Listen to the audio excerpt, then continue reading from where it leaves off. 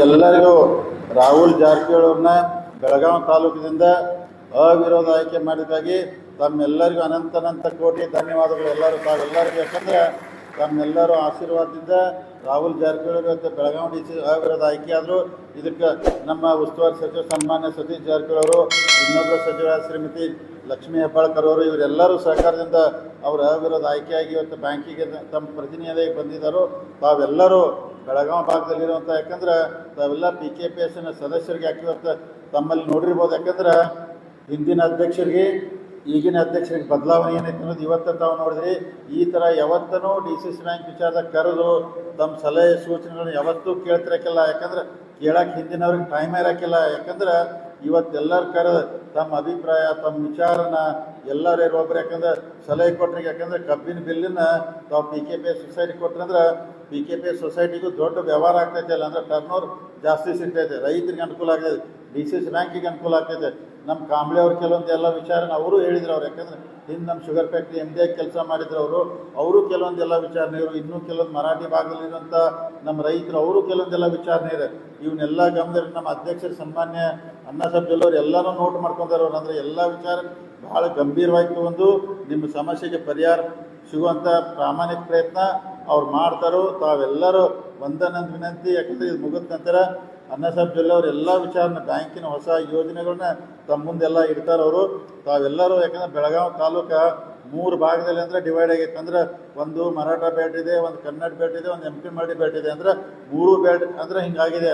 ಅದಕ್ಕೆ ತಾವೆಲ್ಲರಿಗೂ PKPS ಅವ್ರಿಗೆ ಒಂದು ವಿನಂತಿ ಮಾಡ್ಕೊತನು. ಯಾಕಂದ್ರೆ ರಾಹುಲ್ ಜಾರಕಿಹೊಳಿ ಅವರು ಈ ಭಾಗದ ಅಂದ್ರೆ ನಿರ್ದೇಶಕರಾಗಿದ್ದಾರೆ.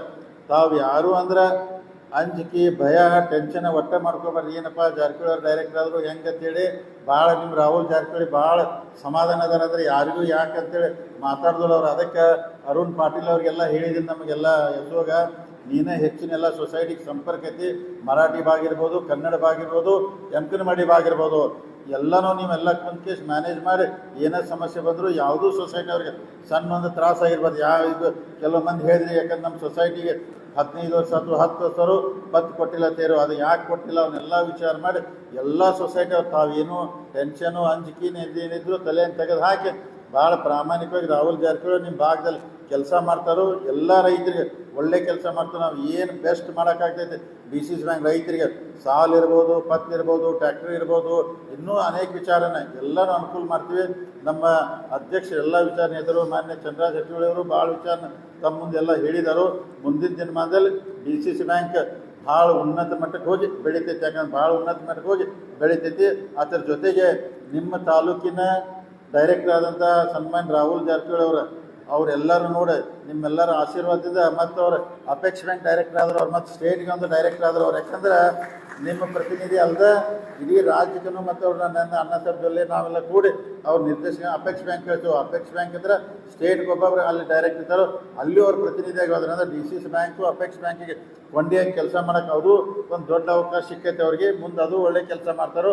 ಅದಕ್ಕೆ ತಾವೆಲ್ಲರೂ ಇವತ್ತಿನ ಸಭೆಗೆ ಬಂದು ಈ ಸಭೆಯನ್ನು ಯಶಸ್ವಿ ಮಾಡಿದ್ರಿ. ಇನ್ನು ಮುಂದಿನ ಸನ್ಮಾನ್ಯ ಅಣ್ಣಾಸಾಹೇಬ್ ಜೊಲ್ಲೆ ಅವರು ಎಲ್ಲ ವಿಚಾರ ತಮಗೆ ಹೇಳ್ತಾರೋ.